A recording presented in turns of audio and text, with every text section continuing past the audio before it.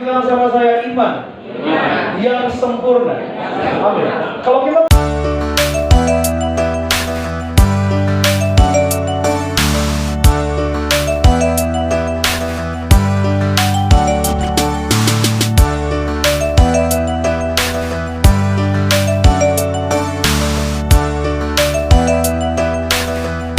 bilang sama saya iman yang sempurna. Amin.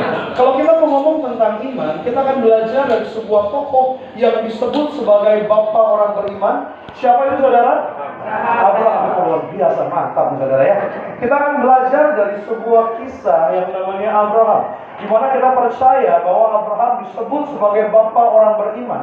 Bahkan kalau hari ini kita punya iman, karena kita percaya iman Abraham di waktu lalu ada janji dengan Allah sehingga kita boleh beroleh keselamatan. Dan kalau kita mau lihat dari sejarah awalnya, saudara ya, saya dulu suka kalau lagi ngajar anak-anak sekolah minggu, saya suka bertanya, siapa duluan, Abraham atau Nuh duluan? Anak-anak sekolah minggu suka bingung. Bapak ibu juga mulai bingung. Abraham dulu apa Nuh duluan, bapak ibu? Siapa? Nuh. Yang bilang Abraham dulu angkat tangannya? Oke, yang bilang Nuh duluan angkat tangannya? Yang nggak angkat tangan apa nih maksudnya? Oke. Jadi, saudara, biar saudara ingat lagi, mungkin itu udah lupa ya. Yang mana yang duluan? Nuh, saudara. Yang pertama adalah Nuh, saudara. Jadi kalau saudara sudah baca dari Kejadian, dari Adam dan Hawa keturunannya, lalu sampai di Nuh, air bah datang. Lalu ada 3 anaknya Nuh, siapa saudara? Mantap, lulus sekolah minggu nih saudara ya. Ada siapa? Sem, Ham, dan Yafet. Kalau kita tanya lagi, Abraham keturunan dari mana Bapak Ibu? Ayo. Ada Sem, Ham, dan Yafet. Keturunan dari mana Abraham? Yang bilang Sem angkat tangannya? Ini angkat tangan semua ini. Oke, secara cepat aja. Abraham itu keturunan dari? Iya, Sem, saudara. Sem. Anak pertama dari Nuh. Oke, kita akan baca sama-sama dulu saudara ya. Kita recall dulu. Biasanya kita jarang baca Kejadian, kita akan baca dari Kejadian 12 ayat yang pertama sampai yang ketiga. Kita akan belajar kenapa Abraham disebut sebagai bapa orang beriman. Kita lihat di Kejadian 12 ayat 1 sampai dengan 3. Kita baca bergantian seperti biasa. Ayat yang pertama, saudara ayat yang kedua, ayat ketiga kita baca sama-sama. Sudah di sana katakan amin? Amin. Kejadian 12 ayat 1 sampai dengan 3. Berfirmanlah Tuhan kepada Abraham, pergilah dari negerimu dan dari sanak saudaramu dan dari rumah bapamu ini ke negeri yang akan kutunjukkan kepadamu. Aku akan membuat engkau menjadi bangsa yang besar dan memberkati engkau serta membuat namamu masyhur dan engkau akan menjadi berkat. Ayat yang ketiga. Aku akan memberkati engkau dan mengutuk orang yang mengutuk engkau, dan olehmu semua kaum di muka bumi akan mendapat berkat. Kita akan belajar kenapa Abraham disebut sebagai bapa orang yang beriman. Kalau kita baca di Kejadian 12 ayat yang pertama, berfirmanlah Tuhan sama Abraham bilang begini, pergilah dari negerimu dan dari sanak saudaramu dan dari rumah bapamu ini ke negeri yang akan kutunjukkan kepadamu. Dari mana berasalnya Abraham? Dulu namanya masih belum Abraham, saudara ya. Namanya siapa? Abraham. Abraham ini adalah dia lahir di namanya tanah Ur Kasdim. Lalu dia bersama dengan Terah ayahnya dan sanak saudaranya diperintahkan Tuhan. Akhirnya diperintahkan Tuhan dia pindah ke namanya Haran. Saat di Haran, Abraham dijumpai sama Allah. Allah bilang begini, pergilah dari negerimu dan dari sanak saudaramu dan pergi dari rumah bapamu ini ke negeri yang akan kutunjukkan kepadamu. Aku akan membuat engkau menjadi bangsa yang besar dan memberkati engkau serta membuat namamu masyhur dan engkau akan menjadi berkat. Ayat ketiga, Allah berjanji begini sama Abraham, aku akan memberkati orang-orang yang memberkati engkau dan mengutuk orang-orang yang mengutuk engkau, dan olehmu semua kaum di muka bumi akan mendapat berkat. Apa yang membuat Abraham disebut sebagai bapa orang beriman? Yang pertama adalah Abraham taat pada janji Tuhan. Slide selanjutnya. 25? Oke. Abraham taat pada janji Tuhan. Sama bilang sama saya taat. Amin. Dari Haran, Abraham ini bukan sebagai orang yang biasa-biasa aja. Bahwa Abraham ini orang yang cukup punya banyak harta. Lalu Tuhan memerintahkan Abraham untuk keluar dari zona nyamannya, melangkah ke zona iman. Saat Abraham diperintahkan sama Allah, keluarlah dari tanahmu, bawalah sanak saudaramu keluar dari tanah yang kujanjikan. Kepadanya akan kuberikan kepadamu apa yang memberkati engkau, bahwa orang itu akan diberkati. Dan orang yang mengutuk engkau, orang itu akan dikutuk juga. Yang menariknya adalah Abraham berani keluar dari zona nyaman untuk melangkah kepada zona iman. Membutuhkan ketaatan untuk kita mau melangkah, katakan amin. Kita seringkali kita pengennya cari rasa aman, nyaman gitu saudara ya. Pertanyaannya adalah rasa nyaman salah atau tidak? Tidak. Tidak. Saya percaya Tuhan memberikan rasa nyaman buat kita. Tapi pertanyaannya adalah berbahaya kalau kita bertahan di rasa nyaman yang bukan datang dari Tuhan. Betul. Kalau kita mau bilang nyaman, oh paling nyaman mah tidur-tiduran di rumah. Betul ya? Gak usah ke kantor, gak usah kerja, gak usah kuliah, gak usah sekolah. Nyantai di rumah. Itu bukan rasa nyaman yang dari Tuhan. Namun rasa nyaman yang dari Tuhan, saat engkau bekerja, saat engkau berkeluarga, ada sukacita di dalam. Itu rasa nyaman daripada Tuhan. Lalu pada hari itu, Abraham melihat, dia baik-baik saja kok di tanah itu. Semuanya terlihat aman dan nyaman. Namun kenapa Allah memerintahkan dia untuk keluar ke tanah yang dia nggak tahu akan seperti apa? Namun dia percaya sama Allah, bahwa Allah yang memerintahkannya, bahwa Allah yang menyertai. Allah yang memerintahkannya adalah Allah yang akan membela hidupnya. Namun pertanyaannya, saat itu sulit atau gampang Bapak Ibu? Sulit. Bagaimana rasanya saat kita diperintahkan, Abraham diperintahkan sama Allah untuk melangkah ke langkah yang dia nggak tahu akan jadi seperti apa. Dia diminta untuk keluar dari zona nyamannya, untuk berjuang, bertarung di zona imannya. Bahkan ini yang paling sulit untuk hari-hari kita lakukan. Namun saudara imani, saudara percaya, kalau Tuhan yang panggil, Tuhan pasti akan sertai kita. Kalau Tuhan yang panggil kita, pasti Tuhan memberi kemenangan buat kita. Saudara, ada perbedaan antara taat sama nurut. Sebagai contoh begini saudara, ada seorang keluarga mempunyai asisten rumah tangga, 2 orang. Setiap pagi dia bilang begini kepada ART yang pertama, tolong setiap pagi siapkan saya roti dan telur setiap pagi. Tolong ya. Oke, baik Pak. Kepada yang ART kedua, dia ngomong begini, tolong setiap pagi siapkan saya kopi. Baik Pak, siap. ART yang pertama diminta untuk menyediakan sarapan. ART yang kedua diminta untuk menyiapkan kopi. Hari pertama nggak diminta, ada di meja. Ada roti sarapan, ada kopi untuk diminum. Hari kedua masih ada sarapan, roti dan telur, masih ada kopi. Di hari ketiga cuma ada roti dan telur, kopinya nggak ada. Berlangsung-langsung dibiarin aja sama orang yang punya rumah, tuan rumahnya. Suatu ketika dia ngomong lagi kepada ART yang kedua, tolong ya besok siapin saya kopi. Kata ART yang kedua, oke baik Pak, siap. Hari pertama dia siapin lagi kopi, hari kedua dia siapin lagi kopi, hari ketiga enggak lagi ada kopi. Lalu tuannya lagi datang lagi ngomong, tolong besok siapin kopi. Dia lakuin lagi, bertahan hanya 2 hari. Namun ART yang pertama selalu melakukan apa yang diperintahkan sedari awal. Pertanyaannya, mana yang taat? Yang pertama, yang kedua, atau kedua-duanya taat? Yang pertama. Karena kenapa? Dia yang taat sama Tuhan. Terus-terusan. Berarti saudara tahu sebenarnya bagaimana cara taat sama Tuhan? Terus-menerus. Ketaatan bukan hanya 1 kali, itu namanya nurut. Tapi ketaatan, meskipun gak dilihatin, engkau terus melakukan. Itu ketaatan. Abraham dan Tera, ayahnya, pertama dari tanah Ur Kasdim. Lalu diminta pindah, namanya ke Haran. Saat ke Haran, Abraham diminta lagi untuk pindah ke tanah Kanaan. Apa yang Abraham lakukan? Dia punya ketaatan. Abraham bukan karena disuruh baru 1 kali, dia melangkah sekali. Setiap Tuhan perintahkan, dia jalan. Hari ini saudara, bagaimana cara kita punya ketaatan sama Tuhan? Ketaatan bukan hanya 1 kali jalan, namun terus-menerus. Itulah ketaatan. Kalau kita bilang saya taat sama Tuhan, namun iman kita Senin Kemis, cekak-cekakan. Kalau lagi masalah iman kita hilang, itu bukan ketaatan. Namun ketaatan yang sesungguhnya terus-menerus. Itulah ketaatan. Amin. Saat kita punya ketaatan sama Tuhan, saudara, saudara terus melangkah bersama dengan Tuhan. Apa yang Abraham lakukan? Abraham taat sama Tuhan. Abraham gak banyak tanya.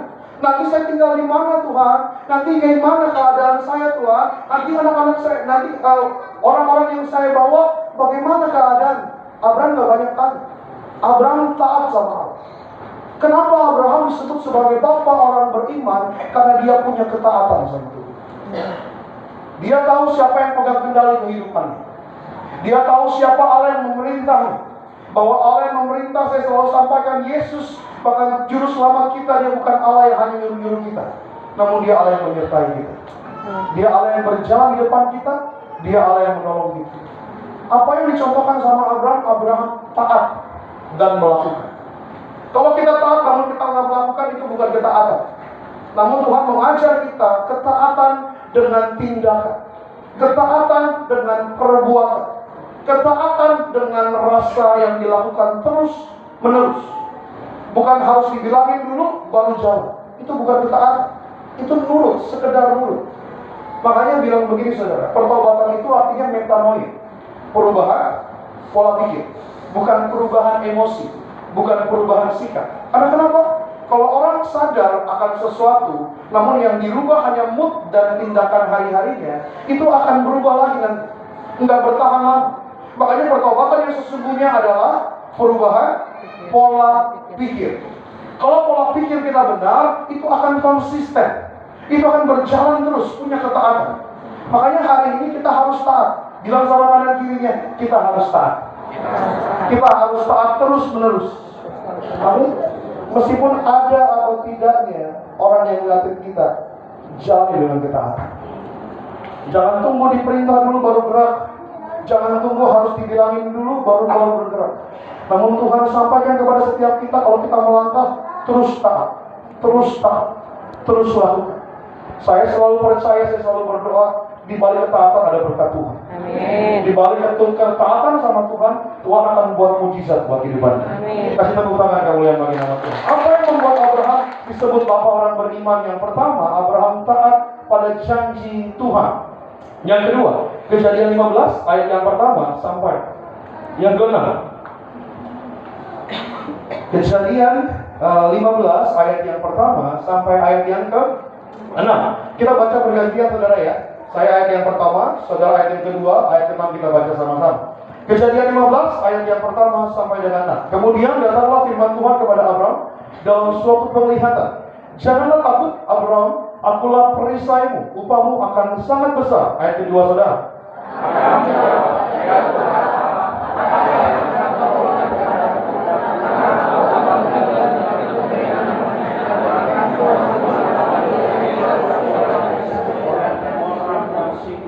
Lagi kata Abraham, engkau tidak memberikan kepadaku keturunan, sehingga seorang hambaku nanti akan menjadi ahli warisku. Ayat 4 saudara. Tetapi Tuhan kepadanya demikian, orang tidak akan menjadi warismu, melainkan anak kandungmu, dialah yang akan menjadi ahli warisku. Lalu Tuhan membawa Abraham keluar serta berfirman, coba lihat ke langit, hitunglah bintang-bintang. Jika engkau dapat menghitungnya, maka firman kepadanya, demikianlah banyaknya nanti keturunanmu. Ayat ke-6, 3, 2, ya. Lalu percayalah Abraham kepada Tuhan, maka Tuhan memperhitungkan hal itu kepadanya sebagai kebenaran. Apa yang membuat Abraham disebut sebagai bapa orang beriman? Yang kedua, iman Abraham dapat diperhitungkan sebagai kebenaran. Sama-sama bilang sama saya kebenaran. Di usia saat pertama kali Allah menjanjikan keturunan bagi Abraham, Abraham usianya 75 tahun. Pertama kali janji Allah kepada Abraham, engkau akan punya keturunan. Awalnya Abraham bilang begini, aku gak punya keturunan. Bahwa yang akan memiliki semua yang aku punya hari ini akan diteruskan sama hambaku namanya Eliezer. Lalu Allah bilang begini, lihatlah ke langit dan hitunglah. Itulah jumlah keturunanmu, akan sangat banyak. Usia Abraham 75 tahun. Pada hari itu saudara bisa baca di ayat sebelumnya ya. Terah itu memiliki Abraham usianya 75 tahun juga. Saya bisa baca di dulu. Terah juga punya anak di usia 75 tahun. Pada waktu itu Abraham juga percaya sama Allah. Saat dia tahu mungkin di usianya, di kalangannya 75 tahun cukup tua daripada pada zaman itu. Kalau zaman sekarang udah gak mungkin Bapak Ibu ya, 75 tahun punya anak kayaknya udah gak mungkin ya. Tapi mungkin di zaman itu cukup terlambat, tapi masih dapat. Karena Tera itu juga orang tuanya punya Abraham umur 75 tahun. Lalu saat Allah menunjukkan janjinya, lihatlah bintang-bintang dan hitunglah, demikianlah keturunan akan sangat banyak. Maka Abraham percaya. Dan di ayat yang ke-6 bilang begini, lalu percayalah Abraham kepada Tuhan. Maka Tuhan memperhitungkan hal itu kepadanya sebagai kebenaran. Abraham percaya dan percaya menunggu waktunya Tuhan. Kalau kita mau belajar tentang konsep waktu, saudara, di dalam konsep waktu firman Tuhan ada 3 konsep waktu. Yang pertama namanya kronos. Apa itu kronos? Kronos itu yang kita pakai untuk penghitungan hari, jam, menit, dan detik. Itulah kronos. Makanya kalau kita datang ke kantor polisi ditanya, kronologinya bagaimana? Harinya bagaimana, jamnya berapa, menit berapa, dan lain sebagainya. Itu diambil dari Alkitab, kronos. Yaitu kronologi itu diambil dari kata itu. Lalu ada yang namanya kedua yaitu kairos. Kairos adalah waktunya Tuhan. Dan yang ketiga adalah ainon. Apa itu ainon? Kalau kita bilang suatu hari nanti kita akan pergi ke surga, hidup dalam kekekalan. Saat kita di surga, pakai zona waktunya ainon, tanpa ujung, tanpa pangkal. Itu waktu yang akan kita gunakan suatu hari nanti. Bahkan orang yang di neraka itu pakai zona waktunya ainon. Tidak ada ujungnya, tidak ada akhir. Tapi selama kita masih di bumi, kita masih pakai waktunya kronos, penghitungan waktu. Saya khotbah waktu saya cuma 30 menit, itu kronos. Tapi waktunya Tuhan ada yang namanya kairos.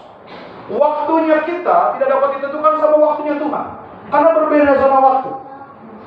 Singkat cerita begini saudara, kemarin Selasa saya habis dari rumah sakit. Ada seorang jemaat mengalami breast cancer. Saya datang, udah kemo 20 kali. Dokter udah angkat tangan. Sebenarnya udah diminta sama keluarga, udah diminta sama dokter untuk kembali pulang aja, nikmati waktu sama keluarga. Dia telepon melalui tante saya telepon saya, Glenn tolong bantu doain, datang. Akhirnya saya datang hari Selasa kemarin ke rumah sakit. Saya mesti janjinya hari Sabtu lebih lamanya lagi. Namun saya bentrok sama jadwal dan lain-lain. Senin juga jadi bentrok karena saya ada pekerjaan dan lain-lain. Saya baru tiba hari Selasa. Saat saya tiba hari Selasa, saya berdoa, saya datang ke sana, saya ditemenin sama keluarga saya datang, saya doain, saya diskusi sama dia, cerita panjang dan kali lebar, ngobrol, saya doain dia. Saat dia doa, saya doain dia, saya rasa kayaknya ada hal yang masih ngeganjel dalam hati saya. Saya pas lagi selesai doain dia, saya masih bertanya-tanya apa yang rasanya ngeganjel. Saudara mungkin pernah ngerasain nih kalau jalan masuk ke mobil, tiba-tiba ada yang ngeganjel, apa gitu yang ketinggalan ya? Tiba-tiba ada aja yang ketinggalan. Saya juga berpikir begitu. Pas saya keluar dari kamar rumah sakit, saya masih ada yang ganjel. Ini Tuhan ada mau ngomong sesuatu tapi apa ya? Saya masih jalan. Saya pencet lift mau ke parkiran. Saat saya mau pencet lift ke parkiran, ternyata kebuka pintu liftnya, ternyata ada adiknya. Ada adiknya dan akhirnya, Pak Glenn, thank you udah datang Pak, terima kasih. Pas saya bilang, iya Bu, terima kasih Bu. Terus akhirnya saya nggak jadi turun, saya ngobrol dulu singkat. Saat saya ngobrol singkat, ternyata saudara, pasiennya ini nggak tahu keadaannya seperti apa. Dokter nggak ngomong, keluarga nggak ngomong. Jadi kondisinya adalah ini seorang ibu, suaminya itu di Kalimantan bersama dengan anak-anaknya. Untuk dapat pengobatan yang intensif, makanya dibawa ke Jakarta. Saat dibawa ke Jakarta, dia tinggal di rumah adiknya dan ipar. Nggak ada yang berani ngomong. Sampai 20 kali udah kemo. Seharusnya lebih baik dia pulang ke Kalimantan, nikmati harinya bersama dengan keluarga. Karena terkadang itu bisa jadi kesembuhan buat kita. Karena hati yang gembira adalah obat. Tapi semangat yang patah keringkan tulang. Saat dia di rumah sakit, dia cuma menghadap ke langit-langit. Dia selalu kangen sama anak-anaknya yang masih kecil-kecil. Dia kangen sama suaminya. Namun nggak ada yang berani ngomong. Dokter nggak berani ngomong, lucu juga ya. Dan keluarga juga nggak berani ngomong. Akhirnya saat dia ngobrol sama saya, dia diskusi sama saya bilang begini, Bu, kebenaran harus disampaikan. Karena yang punya tubuh adalah ibu yang di dalam. Ibu harus berani ngomong. Pak, saya nggak sanggup Pak buat ngomong Pak. Gimana saya bilang sama kakak saya kalau nggak ada lagi pengharapan untuk kesembuhan? Saya bilang, siapa yang bilang harus ngomong seperti itu? Saya bilang kita harus punya pengharapan di dalam Tuhan. Jangan gantungkan pengharapan kita sama diagnosis dokter, saya bilang. Gantungkan pengharapan kita sama Tuhan. Jangan bilang nggak ada lagi pengharapan, itu kata dokter. Namun kata Tuhan kita punya pengharapan. Akhirnya saya bilang, ibu masuk ngomong, selesaikan, bilang lebih baik, alangkah baiknya kembali kepada keluarga, habiskan waktu bersama dengan anak-anak kecil. Saya percaya kesembuhan datang daripada Tuhan. Amin. Waktu datang daripada Tuhan. Saat dokter bilang angkat tangan, Tuhan bisa turun tangan kok. Amin. Saat badan bilang kita angkat tangan menyerah, Tuhan bisa turun tangan, campur tangan. Amin. Akhirnya saya bilang begitu, saya bilang, Pak, saya nggak sanggup, Pak. Doain saya. Saya bilang, saya doain, mulut ibu ditutup bungkus sama kuasa Tuhan. Ibu akan berbicara dengan caranya Tuhan. Ibu akan berbicara, mengeluarkan perkataan yang nggak sia-sia, perkataan yang memuatkan, perkataan yang jadi berkat. Lalu akhirnya, terima kasih Pak. Selama 1-2 bulan ini saya bersih tegang sama hati saya, bagaimana cara menyampaikan. Lalu akhirnya adiknya punya keberanian, sampai kakaknya dan berbicara. Akhirnya saat saya bikin khotbah ini, saya berpikir, itu namanya kairos. Waktu kronosnya, saya datang ke rumah sakit.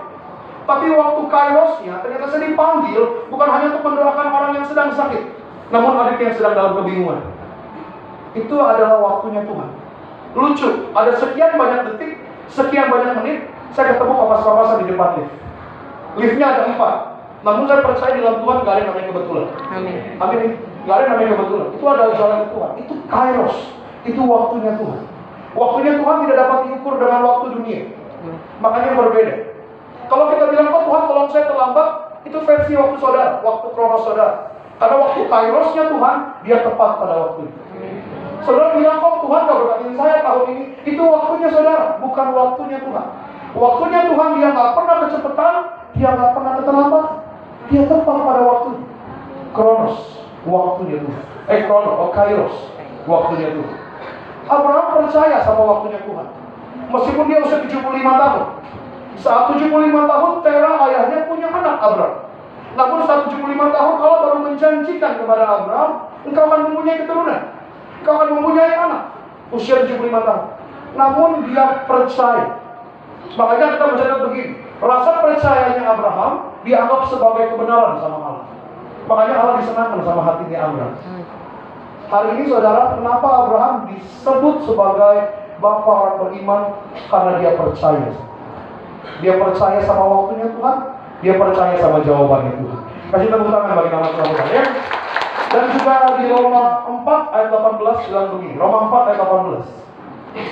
Sebab sekalipun tidak ada dasar untuk berharap, namun Abraham berharap juga dan percaya bahwa ia akan menjadi bapa banyak bangsa menurut yang telah difirmankan. Demikianlah banyaknya nanti keturunan. Di Roma 4 ayat 18, sebab sekalipun tidak ada dasar untuk berharap. Kenapa kita mencatat seperti itu? Karena dari awal Abraham tahu istrinya mandul. Tera punya anak umur 75 tahun. Abraham dijanjikan punya anak umur 75 tahun. Namun dia tahu keadaannya, istrinya mandul. Istri harus melahirkan seorang anak. Makanya kita mencatat begini, sekalipun tidak ada dasar untuk berharap, namun Abraham tetap berharap dan percaya.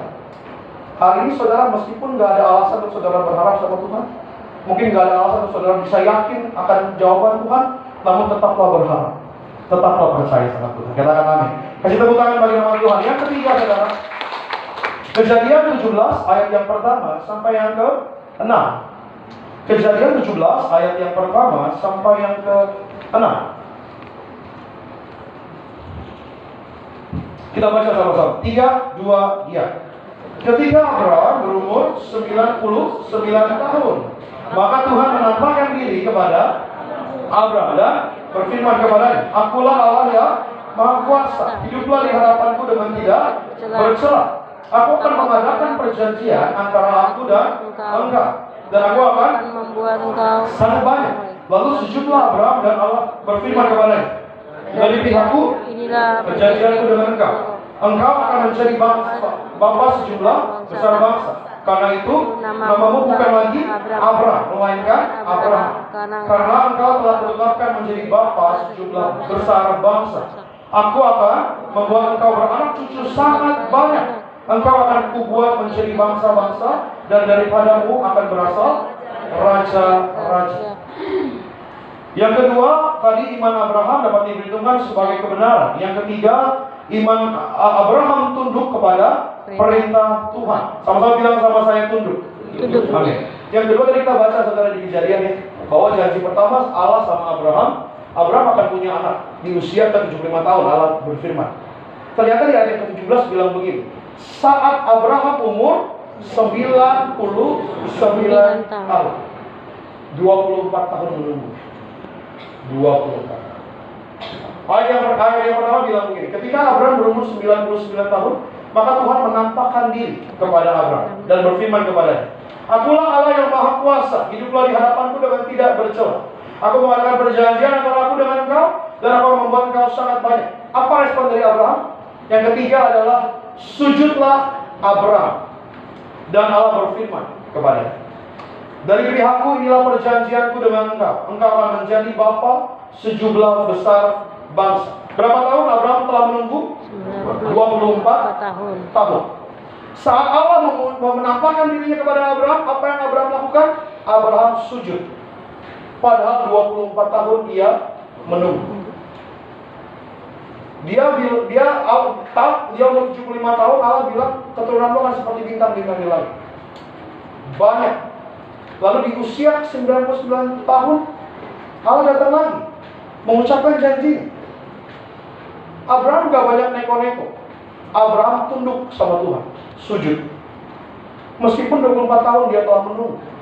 24 tahun waktu yang cukup sangat amat lama untuk dapat menjawab, untuk dapat menerima jawaban Tuhan. Namun Abraham tunduk sama Allah. Sehingga ketundukan hatinya membuat Allah kembali berjanji sama Abraham. Allah bilang lagi, aku membuat engkau beranak cucu sangat banyak. Engkau akan kubuat menjadi bangsa-bangsa, dan daripadamu akan berasal raja-raja. Yang ketiga adalah Abraham melakukan perintah Tuhan. Dia tunduk. Abraham menuruti semua firman yang difirmankan kepadanya. Dia tunduk sama Tuhan. Bahkan di Kejadian 17 ayat ke bawahnya, saat dia umur 99 tahun, Allah berjanji lagi sama Abraham, tapi Allah memberikan perintah bahwa dia dan keturunannya harus disunat sebagai tanda perjanjian antara Allah dengan Abraham. Makanya semuanya harus disunat, termasuk dengan hamba-hambanya. Lalu Abraham gak banyak neko-neko. Dia umur 99 tahun. Dia melakukan apa yang diperintahkan sama Allah. Dia menjalani apa yang diperintahkan sama Allah. Kenapa Abraham disebut sebagai bapa orang beriman? Kita lihat 3 hal yang membuat iman Abraham dikenal sama Tuhan. Saya boleh panggil pemain musik, boleh maju ke depan. Yang pertama, iman yang taat. Yang kedua, iman yang percaya. Ketiga, iman yang tunduk. Inilah 3 hal yang membuat iman Abraham dikenal sama Tuhan. Dia punya ketaatan. Dia melakukannya terus-menerus. Yang kedua, dia percaya sama waktunya Tuhan. Dan yang ketiga, dia tunduk sama perintahnya Tuhan. Inilah 3 hal yang membuat Abraham dikenal sama Tuhan. Dan kita kenal sampai hari ini sebagai bapa orang beriman. Karena iman teladan dari Abraham dikenal sama Tuhan. Namun begini saudara, sebagai yang terakhir, boleh saya mau main keyboard? Boleh maju ke depan? Kita tahu bahwa Abraham adalah bapa orang beriman. Namun pertanyaannya, apakah iman Abraham sebenarnya iman yang sempurna? Kenapa? Kita lihat slide selanjutnya. Abraham mengalami 3 kegagalan. Padahal Abraham disebut sebagai bapa orang beriman. Yang pertama, Abraham pernah meminta istrinya berpura-pura menjadi adiknya. Saat Abraham menuju tanah perjanjian, Abraham ketakutan kalau dia akan dibunuh karena istrinya cantik. Makanya dia bilang berpura-pura jadi adik saya. Sehingga Sarai diambil sama Fir'aun. Dia berpura-pura. Padahal dia tahu awalnya Allah bilang, siapa yang memberkati engkau, dia akan diberkati. Siapa yang mengutuk engkau, dia akan dikutuk. Itu janji pertama kita baca tadi. Tapi ternyata Abraham imannya goyah juga. Saat dia masuk ke Mesir, dia ketakutan. Terus dia bilang, kamu cantik banget. Kalau orang yang cantik banget, nanti akan diambil jadi istrinya Firaun. Dan saya akan dibunuh sebagai suaminya. Kamu berpura-pura jadi adik saya. Sehingga Firaun mengambil istrinya dari Abraham. Sehingga kena tulahlah Firaun. Sampai Firaun tahu bahwa ini bukanlah adiknya Abraham, ini adalah istrinya. Lalu akhirnya dikembalikan istrinya kepada Abraham. Kenapa kau berbuat ini kepadaku? Kenapa kau tidak bilang ini adalah istrimu? Kenapa kau bilang ini ada adik? Iman Abraham gagal yang pertama. Iman yang kedua, Abraham mengikuti alternatif lain. Mohon maaf, kenapa ada Ismail? Karena Abraham gak tunduk sama apa yang diperintahkan Allah. Kata Allah adalah, bukan dari keturunan yang lain, tapi dari keturunan istrimu yang mandul itu, engkau akan menghasilkan seorang anak. Namun Sarai nggak sanggup. Sarai memberikan alternatif lain. Saya punya seorang hamba, tidurlah bersama dia agar kau punya anak. Lahirlah Ismail. Ada alternatif lain. Abraham disebut sebagai bapak orang beriman. Namun dia pernah menjalani langkah yang lain. Apa yang diperintahkan Allah, dia percaya. Namun dia coba mencari alternatif yang lain. Dia coba berbelok. Kalau Tuhan nggak tolong saya coba cari cara yang lain. Itu yang kedua kegagalan dari Abraham. Yang ketiga apa kegagalan Abraham? Abraham sempat meragukan janji Allah. Saat usianya 99 tahun Allah kembali datang sama Abraham. Saat dia sujud ternyata hatinya nyinyir sama Allah. Masa sih saya umur 99 tahun? Masa sih istri saya sudah selesai masa bisa memproses seorang anak? Masih bisa punya anak? Dalam hatinya Abraham bilang begitu di firman Tuhan. Dalam hatinya Abraham nyinyir sama Allah. Meskipun dia tunduk, meskipun dia sujud, namun hatinya nyinyir ternyata. Dan Tuhan tahu apa yang di dalam hatinya Abraham. Bahkan Sarai pun saat mendengar Allah berfirman sama Abraham, di balik pintu Abraham, Sarai tertawa. Masa sih saya udah begini, masih bisa punya anak? Yang menariknya adalah Abraham disebut sebagai bapak orang beriman. Namun ternyata imannya gak sempurna. Dia pernah takut sehingga dia melalaikan apa yang dijanjikan Allah. Dia pernah gak percaya sama Tuhan, maka dia cari alternatif yang lain. Dia pernah tunduk, namun dia hatinya tidak sejalan dengan apa yang dia lakukan di hadapan Allah. Apa yang mau saya sampaikan hari ini, saudara? Kita punya Kristus dalam diri kita. Kita punya iman dalam diri kita. Namun kadang-kadang kita menghadapi yang namanya keraguan-keraguan, ketakutan, kekhawatiran. Itu bukanlah sebuah kesalahan. Kita harus patahkan itu dalam nama Tuhan Yesus Kristus. Tapi saat saudara sedang goyah, bukan berarti saudara nggak punya iman. Karena sesungguhnya, ayat yang terakhir, iman yang sempurna bukanlah iman yang tidak pernah ada keraguan. Iman yang sempurna bukanlah iman yang tanpa ketakutan dan juga tanpa kegagalan, melainkan adalah iman yang terus melangkah bersama dengan Tuhan. Kalau hari ini rasanya kami beriman sama Tuhan, kami berdoa sama Tuhan, namun kok Tuhan kita nggak jawab doa saya agak takut di tempat saya. Saudara, kita masih hidup dalam perjuangan hari ini. Iman kita harus diusahakan untuk menjadi sempurna di hadapan Tuhan. Saat Tuhan datang sama kita, agar ada iman dalam diri kita. Namun bukan berarti kita nggak boleh ada keraguan. Betul nggak boleh ada keraguan, karena kasih melenyapkan segala ketakutan. Namun saudara jangan kecilkan hati saudara. Saudara punya kekhawatiran, punya keraguan, itu wajar karena kita masih dalam sebuah tubuh jasmani terbatas. Namun iman yang sempurna adalah bukan yang iman tanpa keraguan, tanpa ketakutan, tanpa kegagalan. Namun iman yang sempurna adalah iman yang terus melangkah di dalam Tuhan. Amin. Terus melangkah di dalam Tuhan. Terus melangkah di dalam Tuhan. Sampai kapan akhirnya Abraham menerima janji Allah? 25 tahun Ishak lahir. 25 tahun. Lucunya saat Abraham menantikan Ishak, akhirnya Allah datang sama Abraham. Persembahkanlah anak. Apa yang Abraham lakukan? Dia bawa anaknya ke gunung untuk dipersembahkan. Itu yang dikenal Allah. Dia menanti doanya 25 tahun. Namun dia tahu yang memberi bukan dirinya, namun Tuhan yang memberi. Tuhan yang memberi, Tuhan yang punya kuasa, Tuhan yang punya kedaulatan. Bukan artinya Tuhan yang ambil, bukan, tapi memang miliknya Tuhan. Kita hari-hari ini kalau mau mengalami kehilangan seseorang yang kita kasihi, kita bilang saya diambil sama Tuhan. Oh, bukan. Dia milik Tuhan. Dia kembali kepada Tuhan. Dulu saya berteriak sama Tuhan, Tuhan kenapa ambil orang yang saya sayangi? Kenapa Tuhan ambil yang saya doakan hari-hari ini? Namun sesungguhnya Tuhan bukan mengambil, namun dia kembali kepada Tuhan. Karena dia miliknya Tuhan. Apa yang membuat Abraham dipanggil sebagai orang beriman? Dia menanti jawaban 25 tahun. Namun saat dia dijawab sama Tuhan, dia akan memegang itu sebagai miliknya. Dia melepaskan itu sebagai miliknya Tuhan. Apa yang dari Tuhan dikasih sama kita, pegang dengan loose hand, pegang dengan tangan yang terbuka. Kalau diambil itu memang miliknya Tuhan. Kalau dikasih itu memang dari Tuhan. Kalau diambil, Tuhan gantikan yang lebih baik. Kalau diambil, Tuhan akan kasih yang lebih sempurna. Jangan sekali-kali memegang apa yang saudara miliki dengan seperti ini. Karena ini bukan milik kita. Kita miliknya Tuhan, dan pemberian yang kita miliki berasal daripada Tuhan. Hari ini iman yang sempurna bukan iman yang tanpa ketakutan, tanpa air mata, bukan. Namun iman yang terus melangkah sama. Amin. Meskipun saudara berdoa, saudara nangis karena saudara ketakutan, itu aja. Saudara berdoa, saudara beriman, namun saudara ketakutan, saudara terluka, saudara tersakit. Wajar. Tapi terus melangkah sama Tuhan. Terus melangkah. Sampai apa yang kau doakan dengan mulutmu, kau lihat dengan mata iman. Amin. Agar sampai apa yang kau ucapkan dengan imanmu di dalam Tuhan, engkau dapat lihat dengan matanya imannya Tuhan.